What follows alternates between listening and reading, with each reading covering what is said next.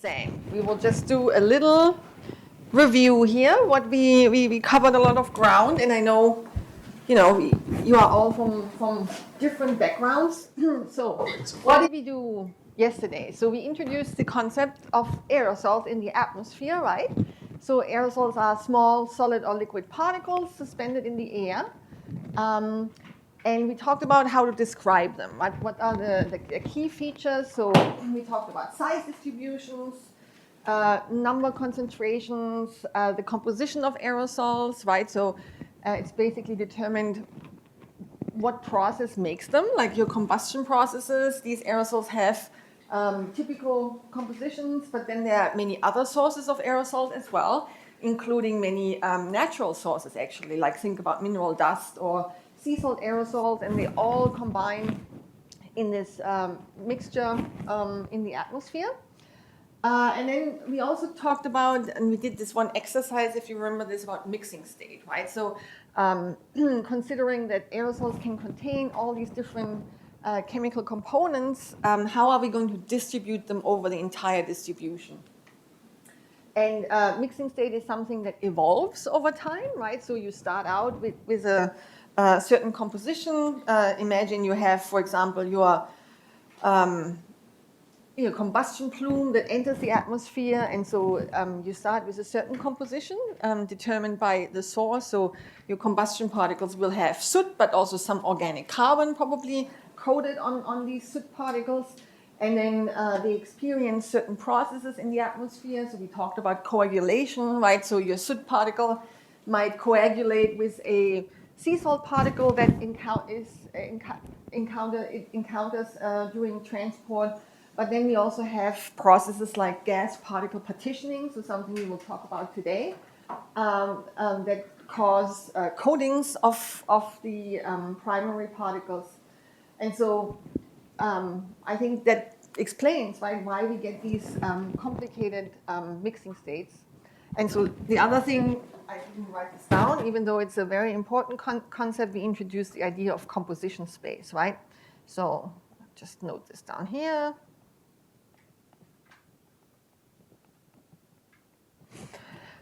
Okay, and so I try to motivate why we study aerosols in the atmosphere. So remember the climate impacts of aerosols. So aerosols directly scatter and absorb radiation from the sun.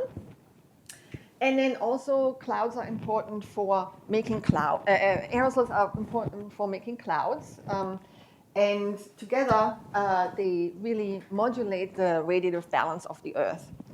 And then also, at least as important are the impacts of aerosols on health and air quality. So inhaling aerosol particles can cause respiratory and cardiovascular diseases. So big health impacts of aerosols.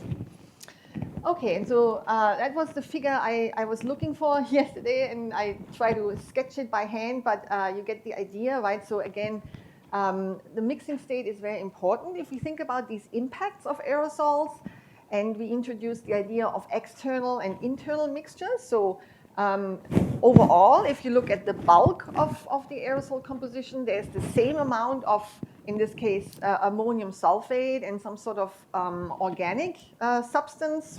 This is just an example now in our population. And you can distribute these components in these different ways. And in reality, we are usually never completely externally nor completely internally mixed, but you're somewhere in between, right? And so if you are interested in how many cloud droplets can these populations form, you really need to know these details. And similarly, if you want to know how much light these populations absorb or scatter, you also need to know what each individual particle is made of.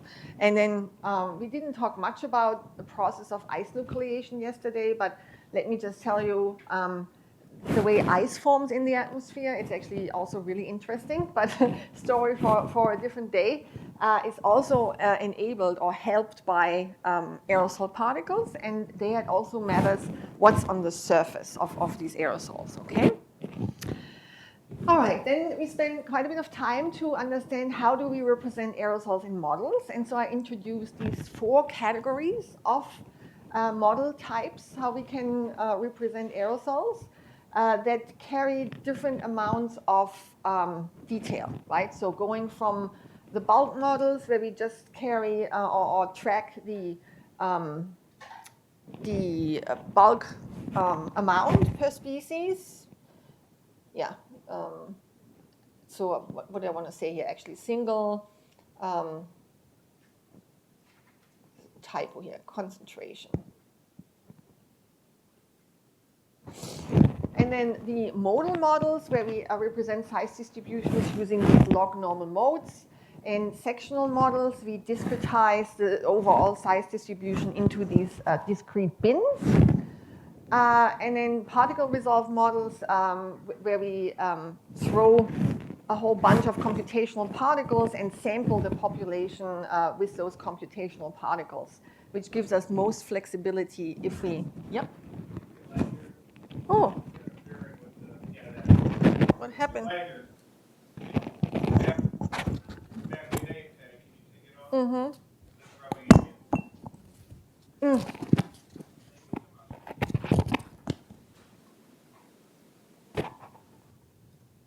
All right, got it.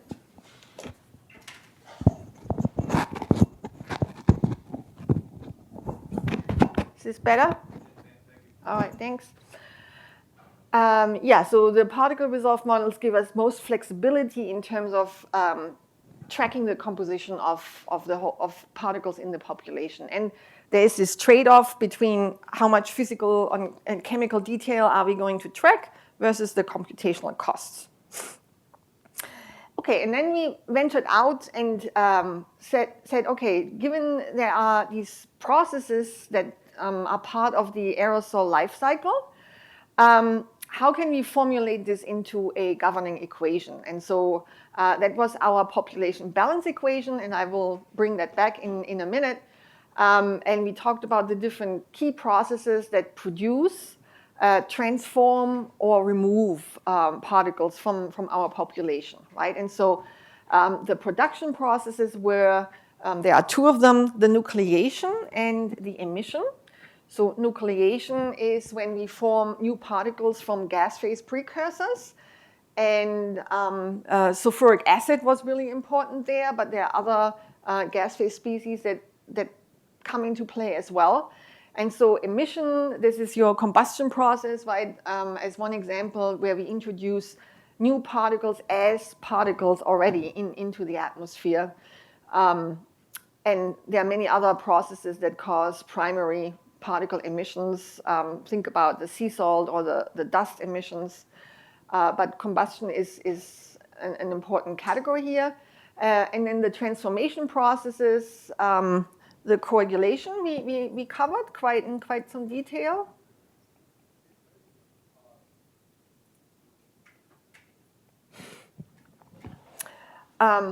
Coagulation happens when particles have relative velocities to each other.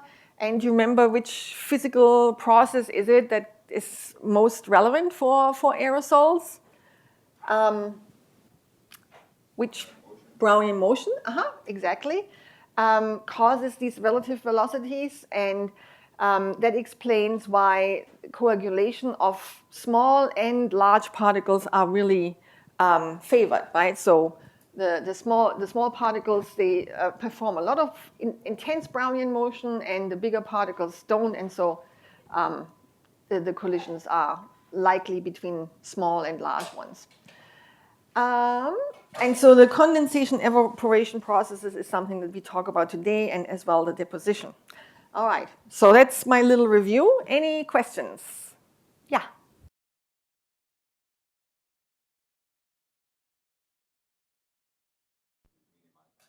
The main anthropogenic? Combustion, yeah, and there's also, let's see here,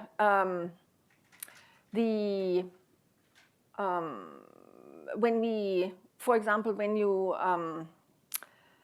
combustion comes in different ways, right? Like you can have traffic that's a certain type of combustion, or whenever we burn something like agricultural material, right? So that's also a form of combustion, but of course it's a different process and it causes different types of particles. So combustion is like a really big field that can entail many different activities related to what we do on a day-to-day basis. But then there's also things like when we plow fields, for example, or when we drive around. So plowing fields means we are bringing soil into the air. That would be another activity that causes primary emissions. Then there are also processes when we drive around and the tires wear out, or the brakes that produces particles that are deposited on the road and then with the wind picked up again. So that kind of wear and tear. Then there is a big group of particles that I haven't even mentioned, but they come more and more to the forefront now, and these are they're called microplastics. Has anyone heard about those? Microplastics or nanoplastics?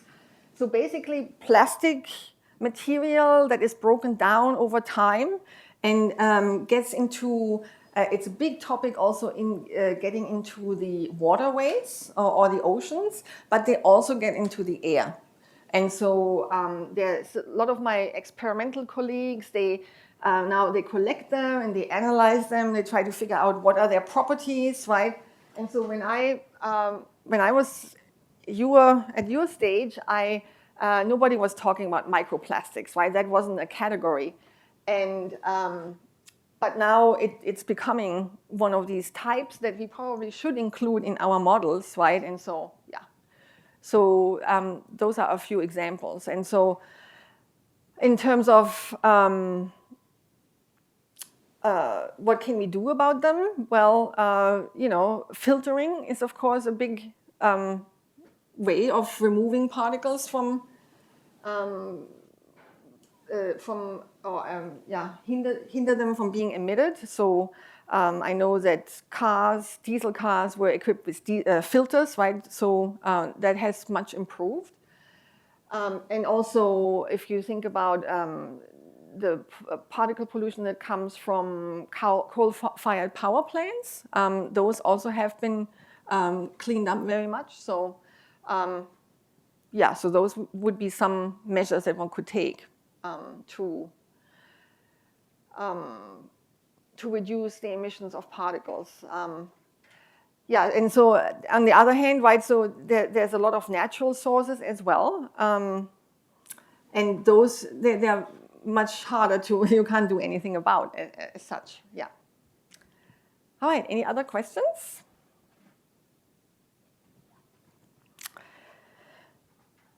So let's move on with actually a removal process right here, the dry deposition, just to show you what goes into that. As I mentioned, each of these processes are essentially a whole career, right? So people devote their research on just understanding everything about dry deposition and any of these others. And so just to give you an idea, so here's our equation. So where is the dry deposition term?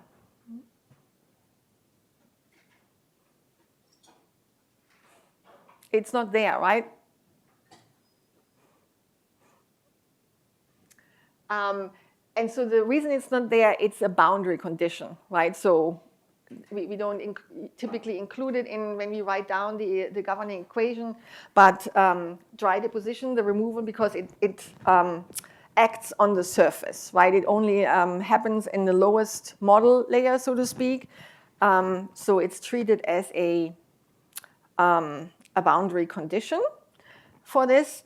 And so just to define it, it's the transport of particles onto surfaces in the absence of precipitation. That's why it's called dry deposition.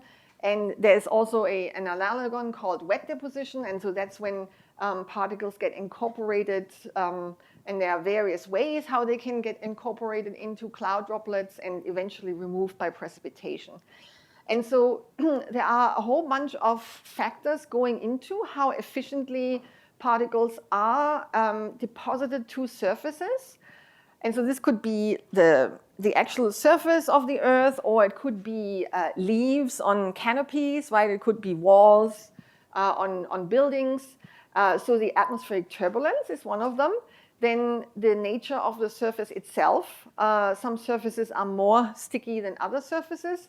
And then it depends on the particle size and the density and the shape, right? And so it becomes very messy, right? You can do something theoretically with idealized surfaces, but as soon as you get vegetation, leaves, different plants, it becomes very tricky to describe theoretically. And so you have to employ a lot of empirical parameterizations to trying to get a handle on it. But it's a very important process because, yeah, if you want to know how much of aerosols you have in the air, it's not enough to worry about the production or the transformations, but also you have to know the sinks, right? So to get the population balance correct. And so the key quantity here is called a dry deposition velocity. And let's just see how this works. Before we get into that, let me ask you, now that I introduced the concept a little bit, so it's the particles sticking to surfaces. And we think back at our size distributions that cover this range now that you are very familiar with. So what do you think, which particles are most strongly affected by this dry deposition process? Just from your... Small ones because of Brownian motion? Yes, the small ones, exactly. And any others? The heavy ones, because they fall out, exactly. So, and in the middle, we have this minimum, right? So the accumulation mode particles are actually not very efficiently removed, which is why they are called accumulation mode particles, because they accumulate, right? So the removal processes are not very efficient. So to answer this question here, so the smallest ones,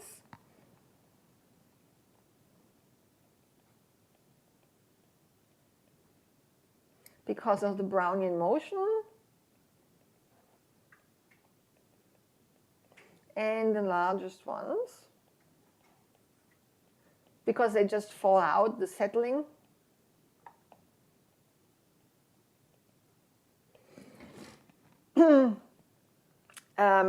Those ones are efficiently removed, but the ones in the middle not. And so this gets reflected now in this deposition velocity.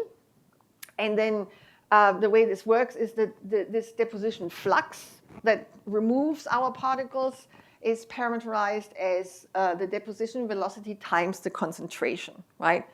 And so this deposition velocity here is schematically shown in this figure. So there's deposition velocity on the y-axis and diameter on the x-axis. And so you can see the overall curve, it's this curve right here. Let me highlight this a little bit.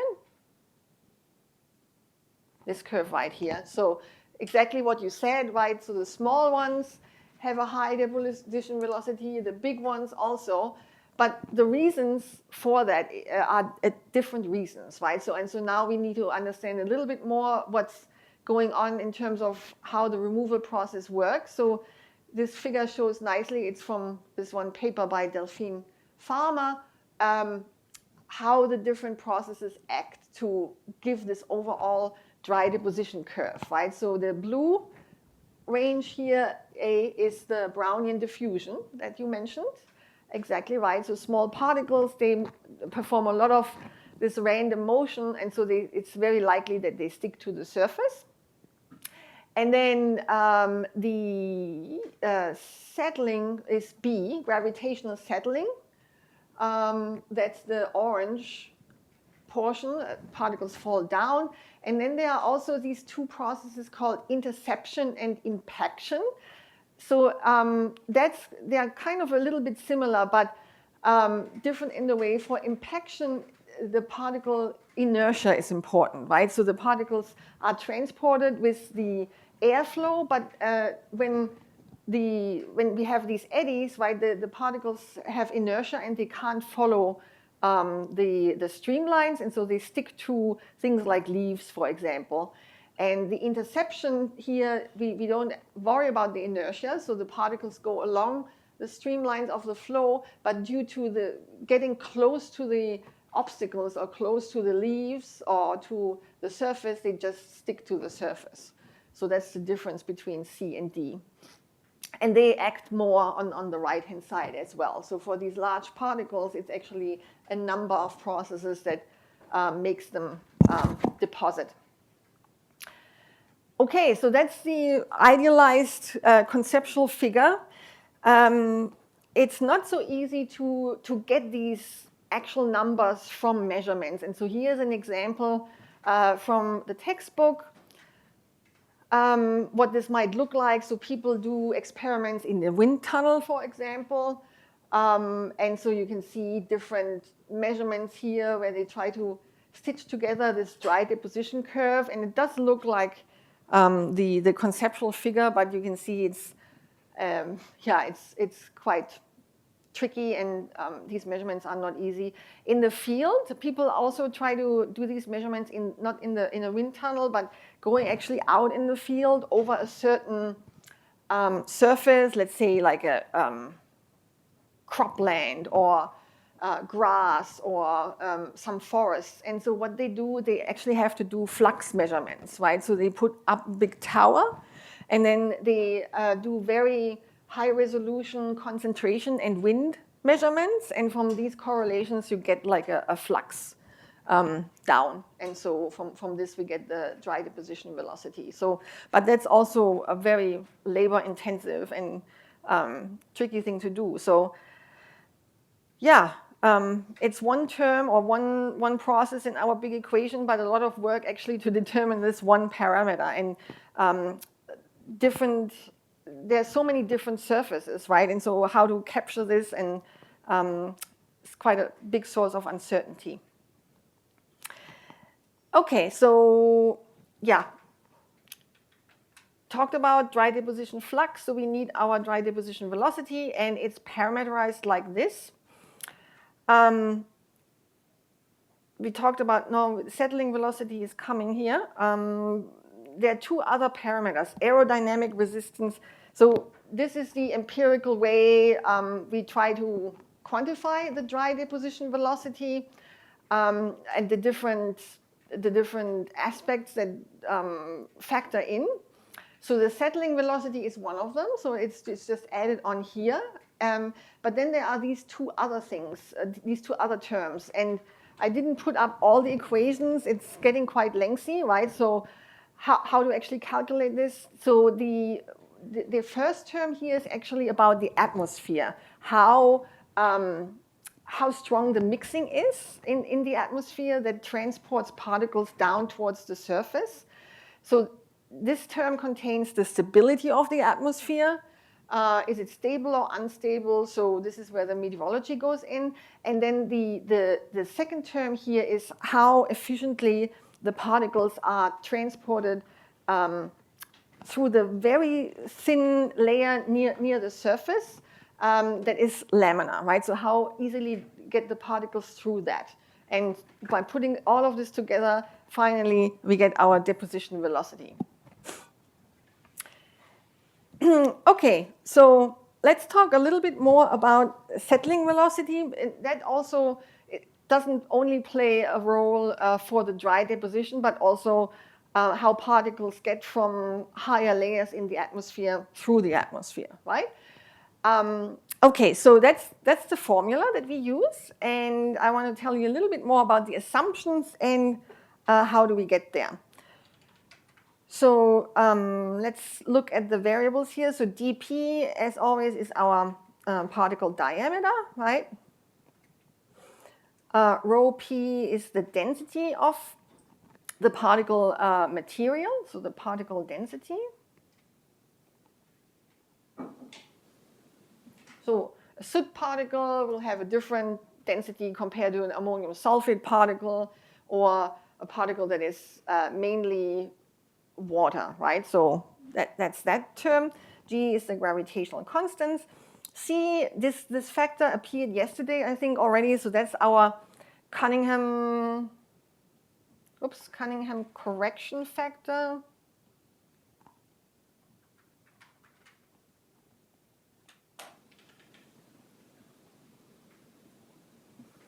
And that factor, if you remember, corrects for these kinetic effects, right? So that, remember, like the continuum regime and the free molecular regime. So this factor corrects for the kinetic effects when the particles get small compared to the lambda, the mean free path of the gas. And mu is the viscosity of the air.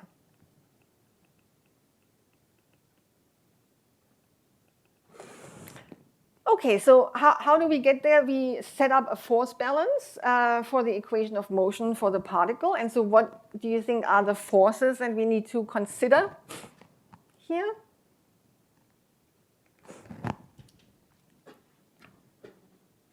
Mm-hmm. Like gravity to start with? Gravity, yeah, good one. And the other one?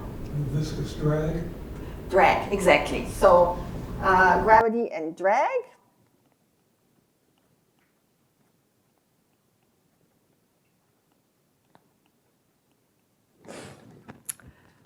And now it becomes a little bit complicated, right? So for the drag force,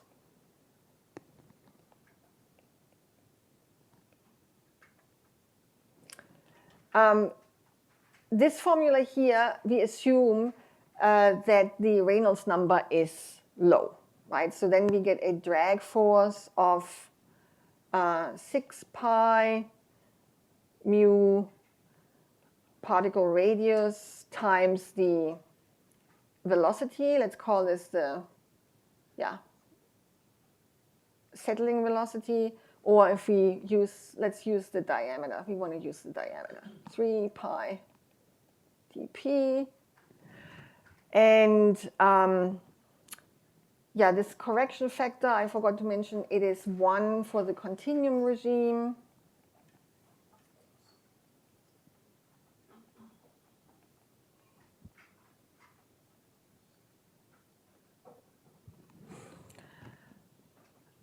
Okay, so that's that for, and this is for low Reynolds numbers.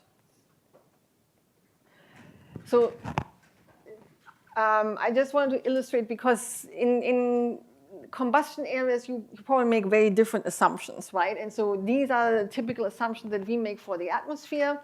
There are two things here to consider. One is how the particle views the surrounding gas. So are we in the continuum regime or are we in the free molecular regime? And the other thing to consider is which Reynolds number we are looking at. And so this expression here is for low Reynolds numbers. Okay, and so then we can set up our mass balance. So a mass of particles times acceleration is the sum of all forces. And so you told me I should take the gravitational force and the drag force.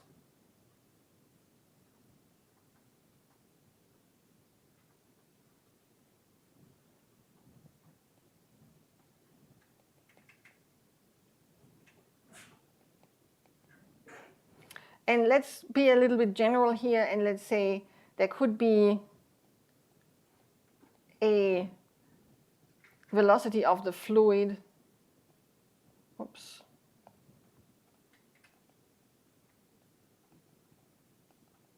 And this v is the velocity of the particle.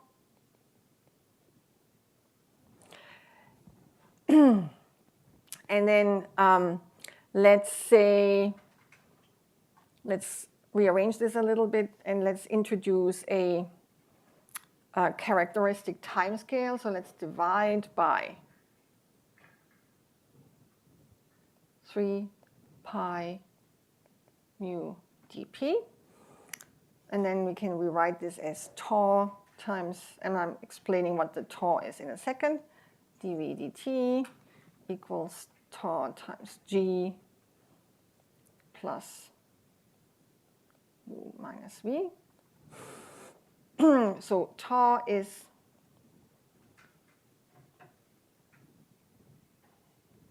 this number here, mp over 3 pi mu dp. And if the fluid is at rest,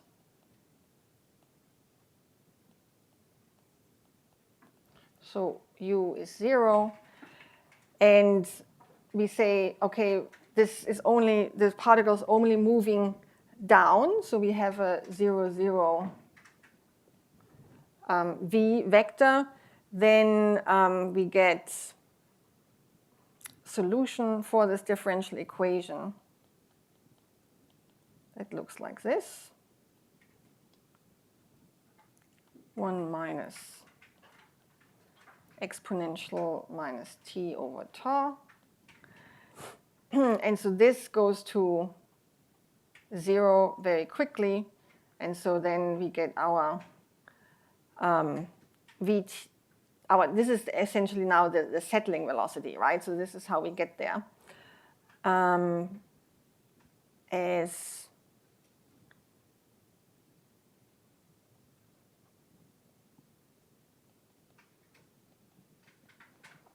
times g, running out of space here, oops. And so to make this really look like these two the same, we have to assume that particles are spheres, right? And so mp is particle density, so this is how the density comes in, times pi over 6 dp to the power of 3. And then I think you get the 18 in the denominator and everything looks okay. All right, so that's how we get to the settling velocity. And I wanted to mention two things here. Yeah, how quickly this settling velocity is achieved, right? Because you can imagine you have your particle, you let it go, and then there is a certain time period that the particle takes until the equilibrium is reached, right, between those two forces. And that time is very quick for atmospheric science people, right? Maybe not for combustion people. I know your time scales are much shorter. So let's take an example here. So this time here tells us how quickly that equilibrium is reached, right?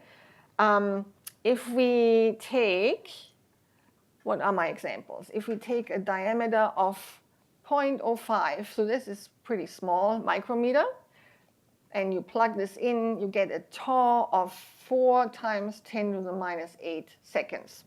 For us, that's pretty short. I don't know for you guys. Still short? Okay. And then if we take a 50 nanometer particles, 50 micrometers, sorry. So that's a very big one, right? So like think about a mineral dust particle way out there in the coarse mode. What is tau then? Tau then is 7.7 times 10 to the minus 3 seconds. It's still very short for us. So we don't worry about that, right? We always use, this is how fast the particles move due to settling. It's for all particles not very fast. I think I have on the next slide tells you what the numbers are, plugging in here, diameter on the x-axis, settling velocity in centimeter per hour. And so let's look at another example here, one of the wildfire smoke examples.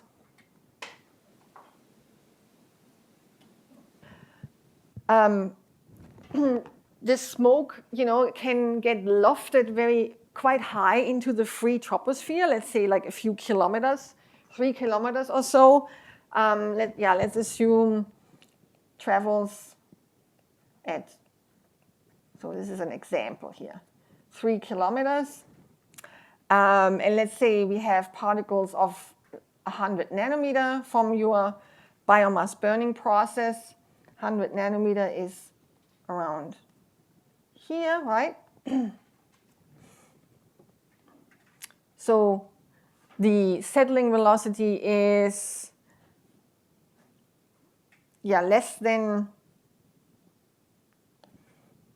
even less than 1 centimeter per second. 1 centimeter, centimeter per hour. Sorry, this is per hour. Keeps throwing me off. Centimeter per hour. And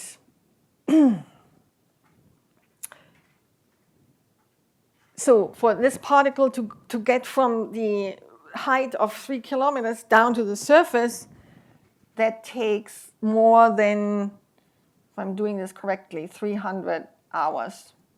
And so that would be 12.5 days, right? So that's a long time if that was the only process. But that's not the only process, right? The mixing of the atmosphere is happening as well. And so that's much more efficient. All right? Gives you like an idea of how magnitudes work. Yeah?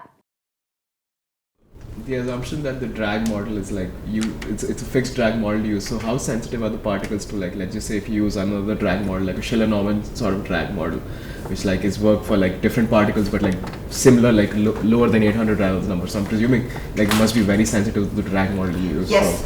And so the one thing we haven't talked about, I only gave you the drag for the Stokes drag, right? So once you get to higher Reynolds numbers, you would use a different, and then you can't solve it analytically so nicely anymore. But that's included in this graph. You can see it doesn't actually look quadratic properly. So and plus it's logarithmic. So whatever, like, yeah. But people they do use the proper drag expression for larger sizes. Mm-hmm. Yeah, that's a good question.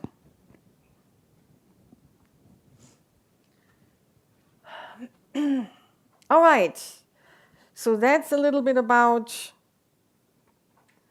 a removal process. And so now we come to our next topic here, which is the gas particle partitioning, and also related to this is the water uptake of aerosols. So that's a little bit of a shift. Now we're shifting from a lot of aerosol physics into some aerosol chemistry or multiphase chemistry. How are we doing this time? Great, okay. All right, so now chemical engineers. This is where you can shine. Do we have any chemical engineers here? Mass transfer? Everyone is.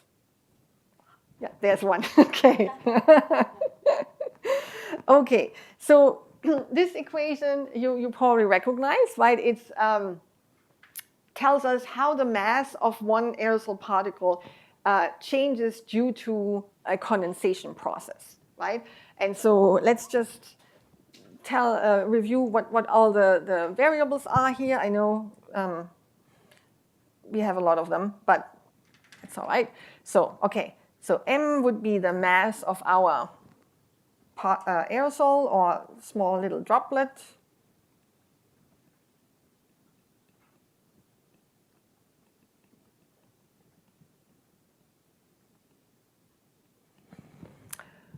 And so this is overall, this is the rate of change.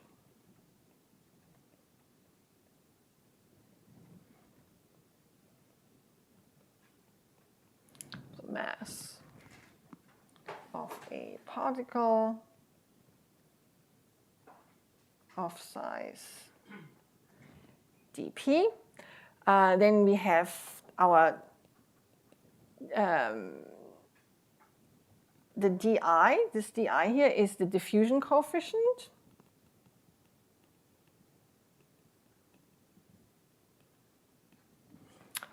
of whatever the condensing gas is, right? So of the gas in air. So for example, one important application would be to model the diffusional growth of a water droplet, how water is growing our aerosol and becoming a cloud droplet. So then this dI would be the diffusion coefficient of the water vapor in air. Mi is the molecular weight of the gas.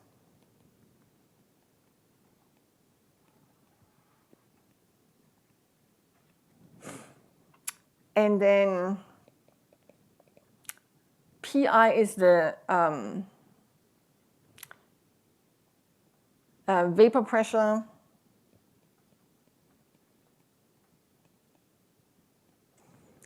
of the gas far from the particle.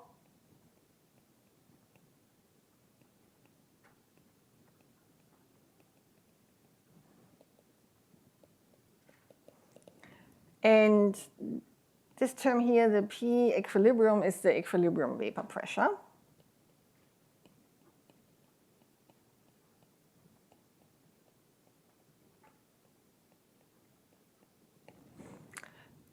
Okay, and so this F factor function here is, again, this pops up everywhere. It's one of these correction factors, again, correction factor.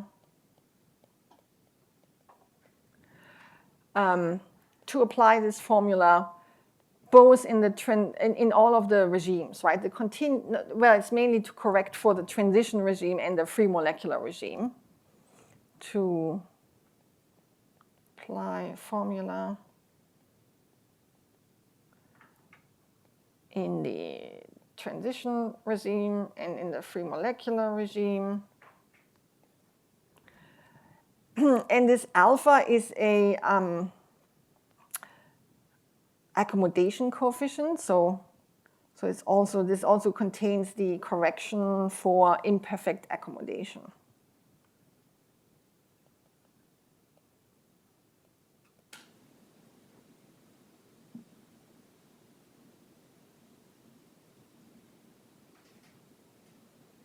So what that means is the fact that the molecules, the vapor molecules that are hitting the particles, that it actually sticks, right? Okay, so that's that. And you can see if the vapor pressure, the surrounding the particle or our little droplet, if that's equal to the equilibrium vapor pressure, then nothing happens, right? So the particle stays as it is. If the vapor pressure that's surrounding the particle is larger than the equilibrium vapor pressure, this term here is positive. So we get, this is why the particles are growing. Or if the other way around, if it's lower the equilibrium vapor pressure, the term is negative and the mass, the rate of change is negative, so the particle's evaporating, right? Yeah, so.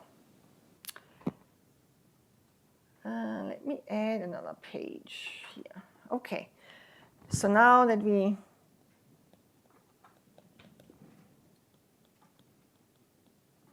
have this,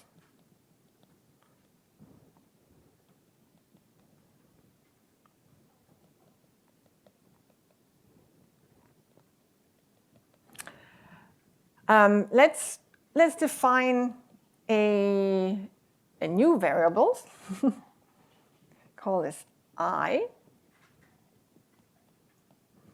And so let's have this to be the rate of change of the volume of a particle of volume V. So you will see where we are going in a second. So this will be the rate of change. So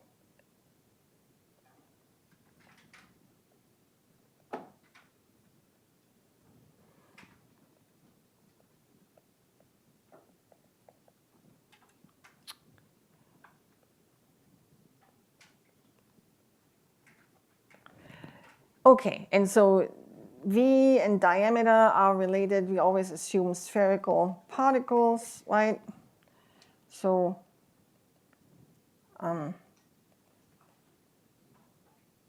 and 6 over pi. And then also the mass is related via the particle density, like this.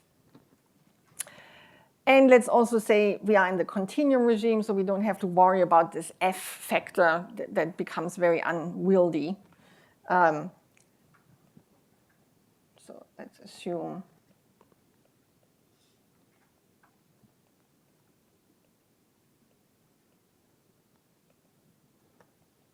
so this F factor is 1 in perfect accommodation. Yeah. All right, so let's relate this to this equation up here. So all we do basically is we replace our m by rho p and v. And the dp we replace by our volume. Oops, capital T. And what else do we have? Di and mi, and the difference of the pressures. And then I'm doing something, I divide by rho p here, and then it is, this is our EI. Okay, so now let's look at what this does to a size distribution. Oops. Let's take a bin here. So this would be our V, our little v. And here is our N of V. So take one bin. We have a certain amount in this bin, right?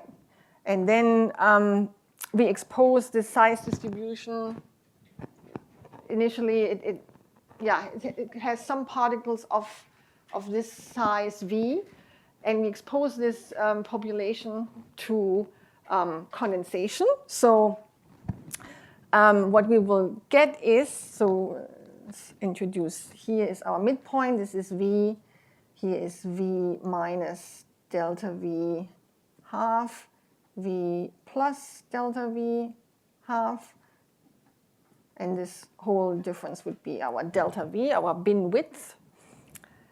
Then in this bin we have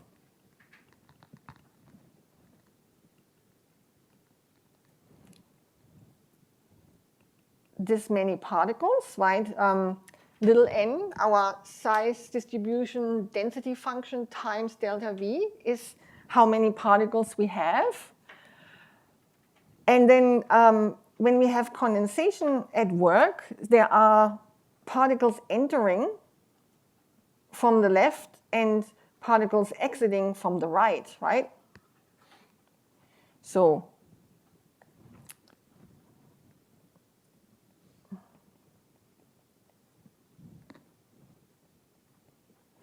from the left particles enter with a certain rate. And so this rate is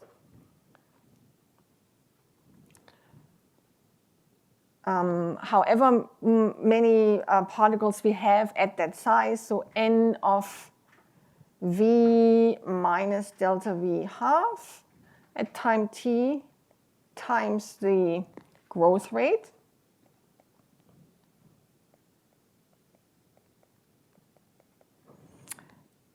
So that's coming in and going out, particles exiting.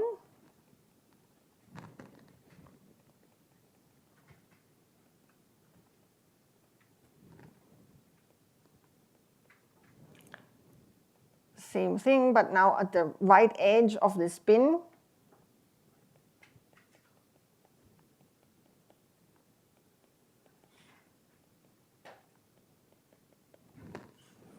Okay, and so now we do a little budget for this bin, right? So the change in number concentration in this bin.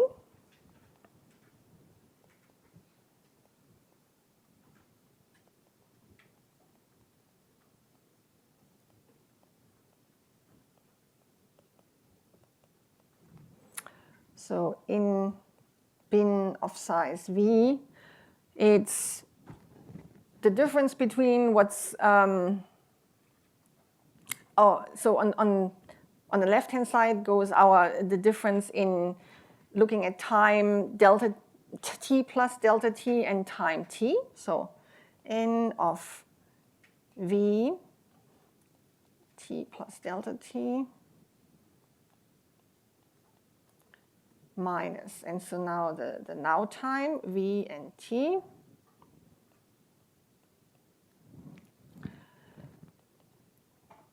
So that's how the change in number concentration in that bin. And so now comes our fluxes, right? So it's the difference between what comes in minus what goes out. Okay, so what comes in is the left-hand term.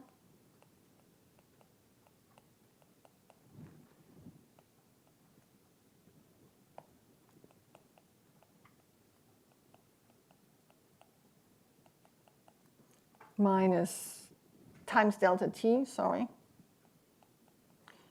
minus the right-hand term.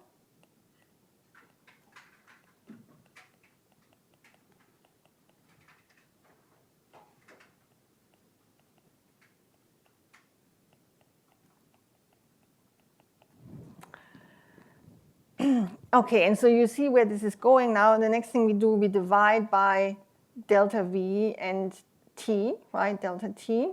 So we go from the finite differences to the differentials. And I think I need a new page.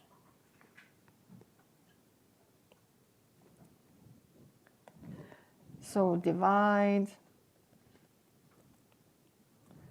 by delta v and delta t. So we get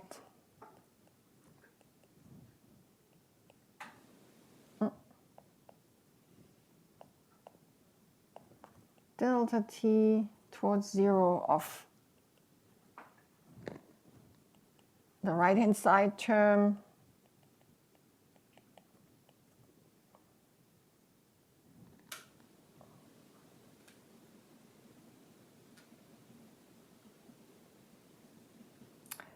and then I'm not going to write down again the other term. So this is where delta v goes to 0. That's the term with the fluxes, right?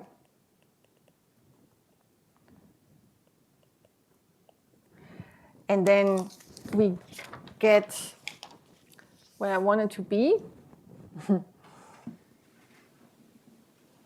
So we get the d by dt of n is minus d by dv.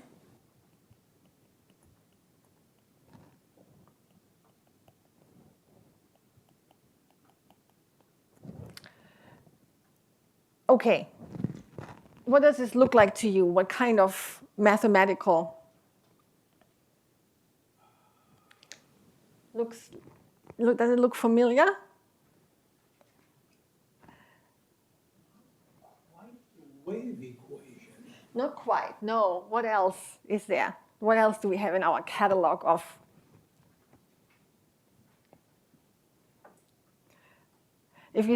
If you look at we had this bin and we were moving things in and moving things out. What is that?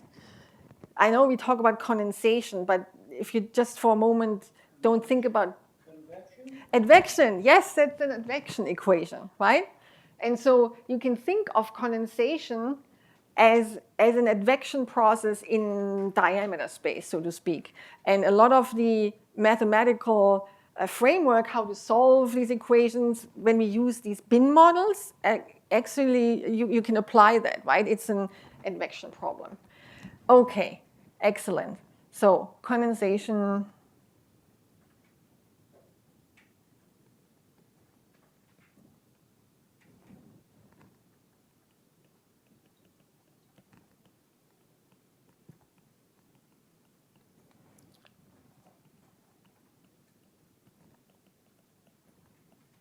Along, whoops, the V, like the volume of the particle, or yeah, the size essentially, right? The V coordinate.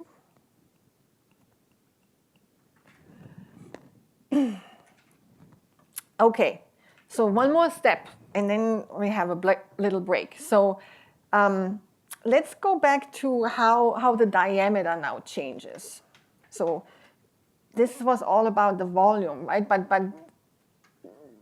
in aerosol science, we are very attached to diameters, actually. So let's think about that.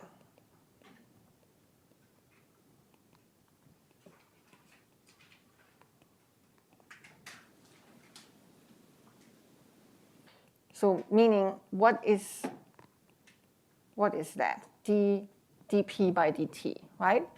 So to figure that out, let's go back to our equation that we had at the beginning, and let's the dm by dt, and let's use our spherical particle.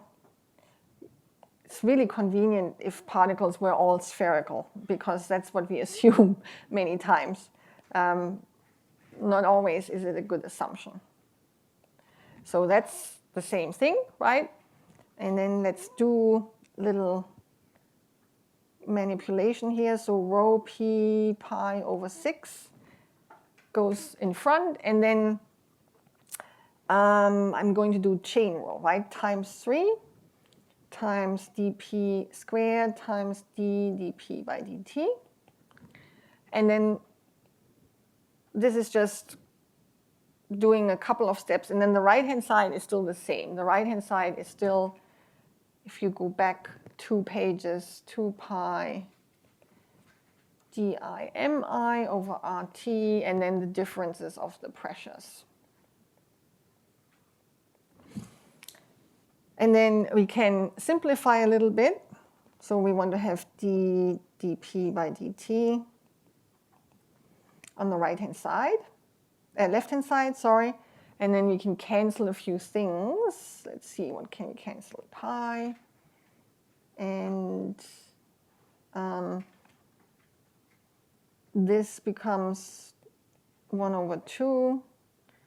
And missing a diameter, am I? Yeah, because I want to cancel that. So there should be a dp over here, and then we can cancel one of them. This one and this one. So then putting everything on the right-hand side, we get 4 dimi over r times t. Rho p goes in the denominator, and the dp.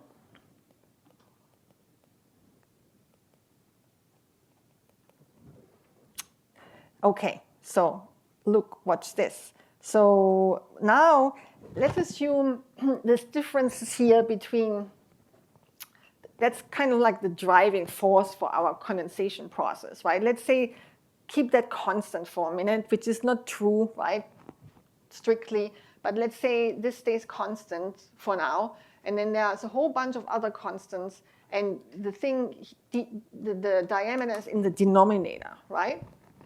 So let's say we have some sort of like constant over dp.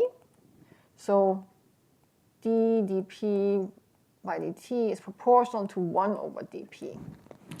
And now my question for you, if I start out with a size distribution that looks like this, I'm trying to draw a very nice size distribution. This, yeah. And I'm exposing this size distribution to a condensation process, right? Think about little water droplets where water is diffusing, and so we have condensation. What is this size distribution going to look like a little bit later? What happens to that size distribution, given that you know this? Particles grow, right? So they shift to the right. everyone shifts to the right. But what happens to the width of this distribution? I see motions, gestures. It's going to narrow, right? Because the big ones grow slower than the small ones. And so what will happen to the size distribution, the number concentration stays, of course, the same. So the area under the size distribution has to be constant, right, by condensation. But it's going to narrow. So after a little time, this will get narrower, but because the area has to stay, so the area is the total number concentration, right? N total. So it's going to, I knew this would. So I want to make these go bigger, but the small ones get bigger much faster, right? So maybe like this. So.